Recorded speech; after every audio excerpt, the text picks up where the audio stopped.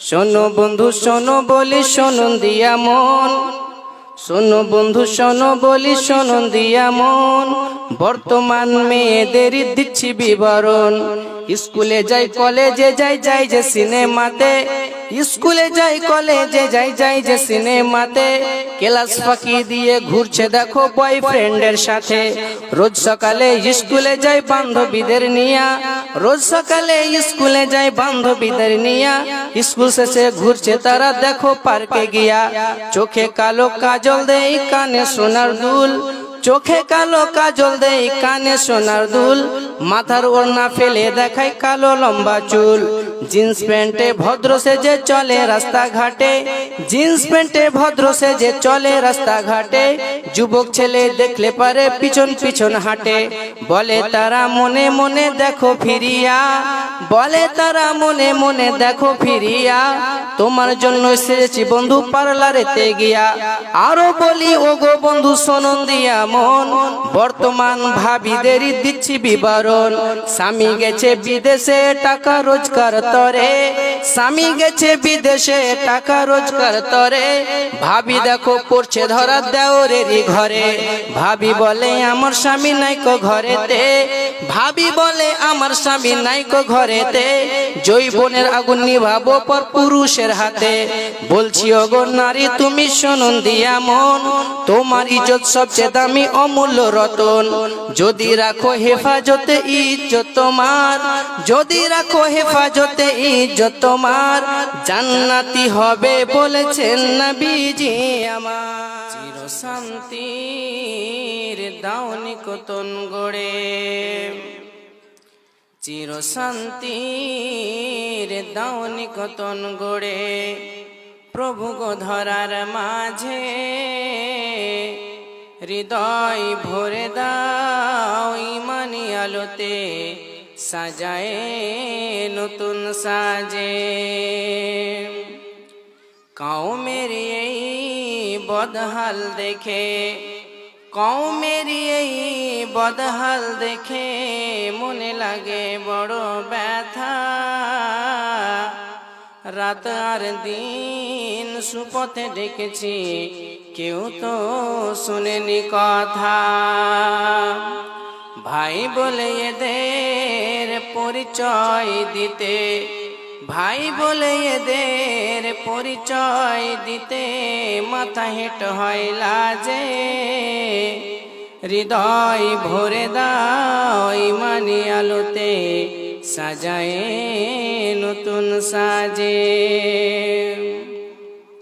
এলে কোন হেথা যেতে হবে কোথা, এলে কোন হেথা যেতে হবে কোথা।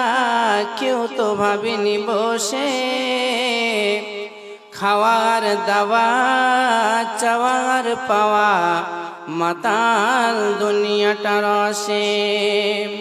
সুমতি এদের ফিরাও দয়াময়, সুমতি এদের ফিরাও দয়াময়। মিল দাও কথাও কাজে, হৃদয় ভরে দাও ইমানি আলোতে। সাজায় নতুন সাজে ত্যাগের দুনিয়াকে এরা ভোগের বানায় আছে, ত্যাগের দুনিয়াকে এরা ভোগের বানায় আছে। দিনকে উঠাই লাটে ইবলিস দলে সব নাম লিখে আছে, ইমান বেচিয়া হাটে। মগজে মানুষের ক্যান্সার হলে, মগজে মানুষের ক্যান্সার হলে কাজ হয় না তখন ওয়াজে। হৃদয় ভরে দাও ইমানি আলোতে, সাজায় নতুন সাজে। চিরশান্তির দাওনি কতন গড়ে, প্রভু গো ধরার মাঝে। হৃদয় ভরে দাও ইমানি আলোতে, সাজায় নতুন সাজে।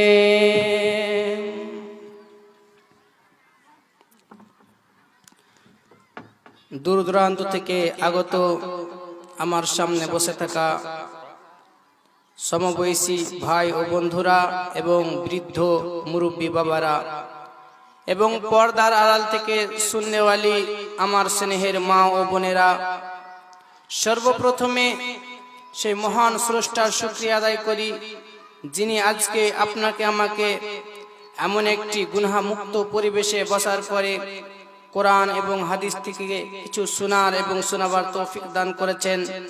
তাই আমরা সকলে সেই মহামনিবের শুকরিয়া আদায় করি, অন্তর থেকে হৃদয়ের আবেগ অনুভূতি উজাড় করে ইমানের তেজতেজিয়ান হয়ে একই সুরে সমসুরে বলি আলহামদুলিল্লাহ, আরো জোরসে বলি আলহামদুলিল্লাহ।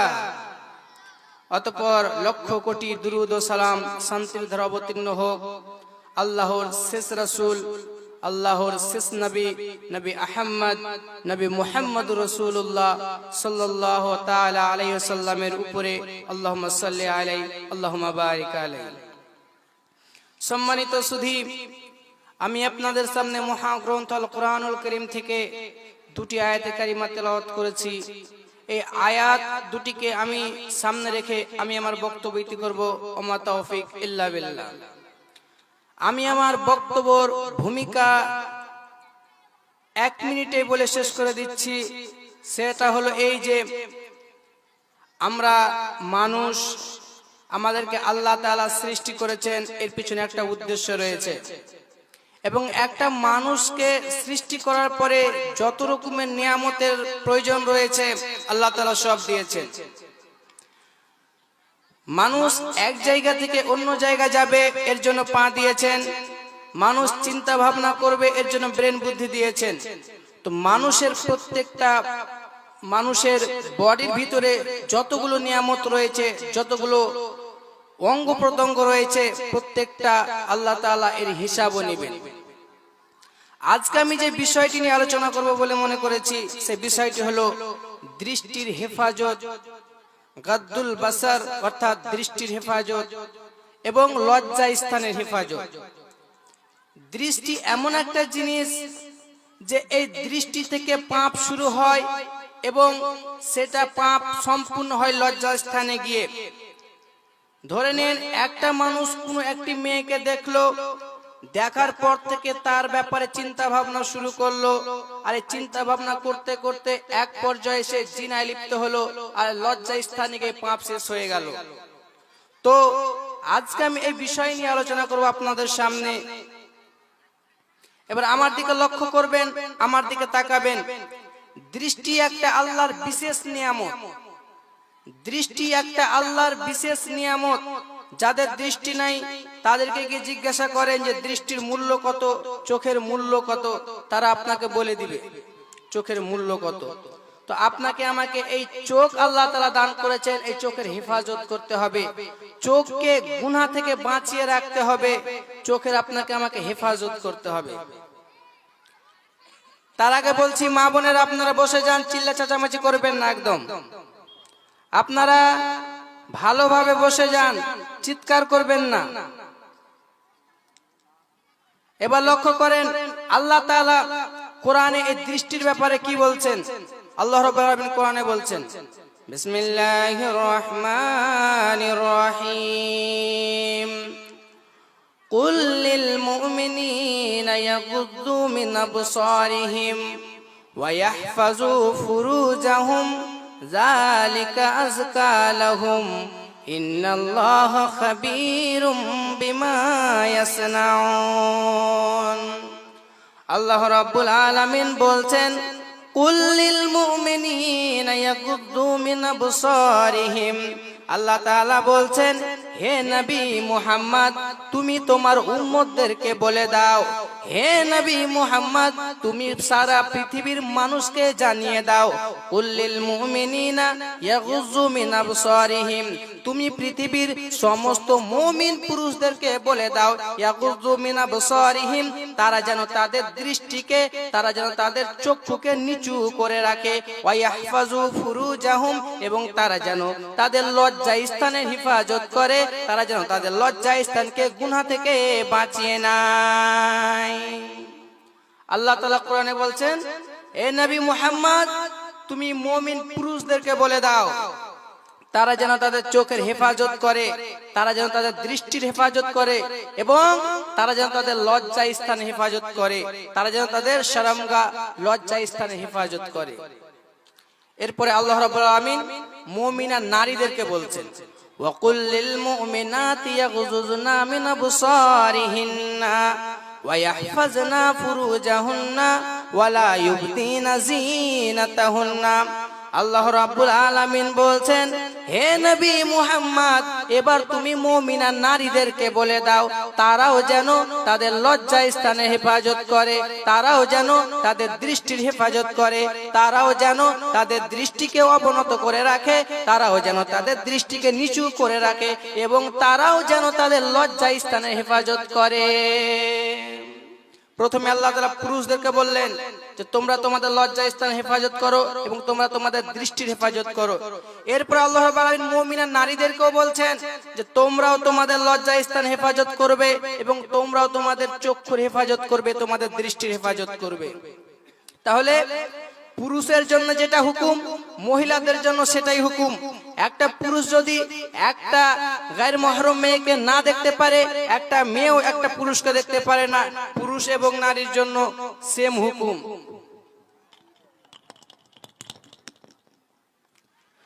পুরুষ এবং নারী উভয়ের জন্য একই হুকুম আল্লাহ তাআলা দিলেন। এরপর একটি হাদিস শুনেন। এই হাদিসে আল্লাহ রাসূল সাল্লাল্লাহু আলাইহি সাল্লাম এই দুই আয়াতের ব্যাখ্যা খুব সুন্দরভাবে করেছেন সংক্ষেপে। সেই হাদিসটা কি? হাদিসটি বর্ণনা করেছেন হযরত সাহাল ইবনে সাদ আস-সাদি। তিনি বলছেন কি, আল্লাহ রাসূল সাল্লাল্লাহু আলাইহি সাল্লাম বলেছেন, মাইয়াদমান লি মা বাইনা লিহিয়াইহি ওয়া মা বাইনা রিজলাইহি আজমান লাহুল জান্নাহ। হযরত সাহাল ইবনে সাদ আস-সাদি বলছেন, আল্লাহ রাসূল সাল্লাল্লাহু আলাইহি সাল্লাম বলেছেন, হে আমার উম্মতের দল, যদি তোমরা আমাকে দুটো জিনিসের জিম্মা দিয়ে দিতে পারো, তোমরা যদি আমাকে দুটো জিনিসের গ্যারান্টি দিয়ে দিতে পারো যে আমি আমার বডির এই দুটো জিনিসকে কখনোই খারাপ কাজে ব্যবহার করব না, কখনোই মিসইউজ করব না, তো আল্লাহ রাসূল সাল্লাল্লাহু আলাইহি সাল্লাম বলছেন, এবার জেনে নাও দুটো জিনিস কি। আল্লাহ রাসূল সাল্লাল্লাহু আলাইহি সাল্লাম বলছেন যে সে দুটো জিনিস কি, এবার জেনে নাও।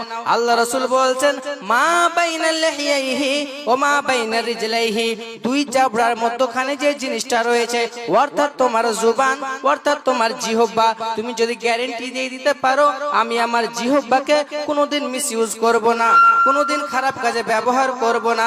দ্বিতীয় নাম্বার জিনিস আল্লাহ রাসূল বলছেন, মা বাইনা রিজলাইহি, তোমার দুই পায়ের মধ্যখানে যে জিনিসটা রয়েছে, অর্থাৎ তোমার শরমগাহ, তোমার লজ্জা স্থান, যদি তোমরা এই দুটো জিনিসের হেফাজত করতে পারো, এই দুটো জিনিস তুমি খারাপ কাজে ব্যবহার করবে না, এর গ্যারান্টি দিয়ে দিতে পারো, নবী বলছেন আজমান লাহুল জান্নাহ, আমি তাকে জান্নাতের গ্যারান্টি দিয়ে দিলাম। দুটো জিনিসের যদি কেউ আল্লাহর নবীকে হেফাজত দিয়ে দিতে পারে যে আমি দুটো জিনিসের হেফাজত করব, আমি কোনোদিন একে খারাপ কাজে ব্যবহার করব না, আল্লাহ নবী বলছেন সে লোকটা জান্নাতে যাবে, এর গ্যারান্টি আমি দিলাম। দুটো জিনিস কি? একটা হলো জুবান, জিহ্বা, আর একটা হচ্ছে লজ্জা স্থান। এই দুটো জিনিস যদি কেউ জিম্মা দিয়ে দিতে পারে, আল্লাহ রাসূল বলছেন সে লোকটা জান্নাতে যাবে। হযরত জারির বিন আব্দুল্লাহ রাদিয়াল্লাহু তাআলা আনহু, তিনি একদিন আল্লাহ রাসূলকে জিজ্ঞাসা করছেন কিসের ব্যাপারে। হযরত জারির বিন আব্দুল্লাহ বলছেন, সাআলতু রাসূলুল্লাহ সাল্লাল্লাহু আলাইহি ওয়াসাল্লাম। জারির বিন আব্দুল্লাহ বলছেন, আমি আল্লাহ রাসূলকে জিজ্ঞাসা করলাম, আন নাজারিল ফুজাতি, হঠাৎ করে কোনো মহিলার দিকে, হঠাৎ করে কোনো মেয়ের দিকে দৃষ্টি পড়ে যাওয়ার ব্যাপারে আমি জিজ্ঞাসা করলাম, হে আল্লাহর রাসূল, আমি রাস্তাঘাটে চলাফেরা করি, আমি রাস্তাঘাটে চলাফেরা করি, বাজারে যাই, স্কুলে যাই, কলেজে যাই, বিভিন্ন জায়গায় যাওয়া আসা করি, হঠাৎ করে যদি কোনো মেয়ের দিকে আমার চোখ পড়ে যায়, হঠাৎ করে কোনো মেয়ের দিকে যদি আমার দৃষ্টি পড়ে যায়, তো আমি কি করব? আল্লাহ রাসূল বলছেন, হযরত জাবির বিন আব্দুল্লাহ বলছেন, ফা আমারানি আন আসরিফা বাসারি, আল্লাহ রাসূল আমাকে হুকুম দিলেন যে তুমি তোমার দৃষ্টিকে নিচু করে নিবে, তুমি তোমার চক্ষুকে অবনত করে নিবে, দ্বিতীয়বার তুমি সেই মেয়ের দিকে আর ঘুরে তাকাবে না। জারির বিন আব্দুল্লাহ বলছেন, আল্লাহ রাসূলকে আমি জিজ্ঞাসা করলাম যে হঠাৎ করে কোন মেয়ের দিকে আমার চোখ পড়ে গেল, এখন কি করব? আল্লাহ রাসূল বলেছেন তুমি তোমার দৃষ্টিকে নিচু করে নাও। এই সেই হাদিস যে হাদিস থেকে যুবকেরা সাহারা নিয়ে বলছে যে এক নজর মাপ আছে, এক নজর মাপ আছে, আর এই নজরকে তারা এত লম্বা করেছে যে এক নজরে দেখা হলো, কথাবার্তা হলো, আবার তাকে বাইকে করে বাড়িতে রেখে আসে, তারপরে বলছে এক নজর হলো, মানে এক নজর মাপ আছে। এই সেই হাদিস। তো আপনাকে আমাকে দৃষ্টির হেফাজত করতে হবে। এইরকম ঘটনা আল্লাহ রাসূলের সাথে ঘটে গেল। কিভাবে? জাবির বিন আব্দুল্লাহ বলছেন যে আল্লাহ রাসূল যখন রাস্তা দিয়ে যাচ্ছেন, হঠাৎ করে একটা মেয়েকে দেখে ফেললেন। আর দেখার পরে আল্লাহ রাসূল তাড়াতাড়ি সেখান থেকে বাড়ি ফিরে আসলেন। আর বাড়ি ফিরে আসার পরে জাইনাবকে ডেকে বলছেন, জাইনাবকে ডাকার পরে আল্লাহ রাসূল আম্মি জান জাইনাবের সঙ্গে কাজায়ে হাজাত পূরণ করলেন। আর পূরণ করার পরে আল্লাহ রাসূল বাড়ি থেকে বের হলেন সাহাবায়ে কিরামদের নিকটে। আর নিকটে যাওয়ার পর আল্লাহ রাসূল এলান করে বলছে কি? আল্লাহ রাসূল সাহাবাদের বলছে, ইন্নাল মারাতা তুকবিলু ফি সূরাতিশ শাইতান ওয়া তুদবিরু ফি সূরাতিশ শাইতান ফাইদা আবসারা আহাদুকুম ফালিয়াতি আহলাহু। আল্লাহ রাসূল সাল্লাল্লাহু আলাইহি সাল্লাম সাহাবায়ে কিরামদের উদ্দেশ্য করে বলছেন, রে সাহাবায়ে কিরামেরা, তোমরা ভালো করে শুনে নাও, তোমরা ভালো করে জেনে নাও, যখন তোমরা বাড়ি থেকে বের হবে, হঠাৎ করে কোনো মহিলার দিকে যদি তোমার দৃষ্টি পড়ে যায়, তাহলে তোমরা তোমার হালাল বিবির কাছে ফিরে আসবে, তোমরা সেখান থেকে তোমার বাড়িওয়ালির কাছে ফিরে চলে আসবে। কেন ফিরে আসবে? আল্লাহ রাসূল সেটাও বলছেন। আল্লাহ রাসূল বলছেন, ইন্নাল মারাতা তুকবিলু ফি সূরাতিশ শাইতান ওয়া তুদবিরু ফি সূরাতিশ শাইতান। একটা মহিলা একজন পুরুষের সামনে শয়তানের আকৃতিতে আসে। অর্থাৎ একটা মহিলা যখন একজন পুরুষের সামনে আসে, শয়তান সেই মহিলাটিকে এমন ভাবে সে পুরুষের সামনে তুলে ধরে, মনে হচ্ছে সে মেয়েটি, সেই মেয়েটির ব্যাপারে সে তখন চিন্তা ভাবনা করতে শুরু করে দেয়। আবার সেই মেয়েটি যখন সে পুরুষের সামনে থেকে যায়, তখন সে শয়তান সেই মহিলার শরীরের আকৃতিটাকে সেই পুরুষের সামনে তুলে ধরে। তাই আল্লাহ রাসূল বলছেন, যখন তোমরা কোন মহিলাকে দেখে নিবে, তোমরা সেখান থেকে বাড়ি ফিরে আসো। সেই মেয়েটিকে দেখেছো রাস্তার মধ্যে, বাজারে, দোকান পাশারে যে মেয়েটিকে দেখেছো, সেই মেয়েটিকে আল্লাহ তাআলা যেই সব জিনিস দিয়ে সৃষ্টি করেছে, সেই সব জিনিস তোমার স্ত্রীর কাছেও আছে। অতএব তুমি তোমার স্ত্রীর কাছে ফিরে যাও। এটা হলো দৃষ্টির হেফাজত। কোন মেয়েকে রাস্তাঘাটে দেখেছেন, হঠাৎ করে আপনার চোখে কোন মেয়ে পড়ে গেছে, আপনি আপনার দৃষ্টিকে নিচু করে নেন। আর দৃষ্টিকে নিচু করার পরে আপনি আপনার বাড়ি ফিরে আসেন, সেখান থেকে বাড়ি ফিরে আসেন, সেখান থেকে বাড়ি ফিরে আসেন। তাহলে আপনাকে আমাকে কি করতে হবে? দৃষ্টির হেফাজত করতে হবে।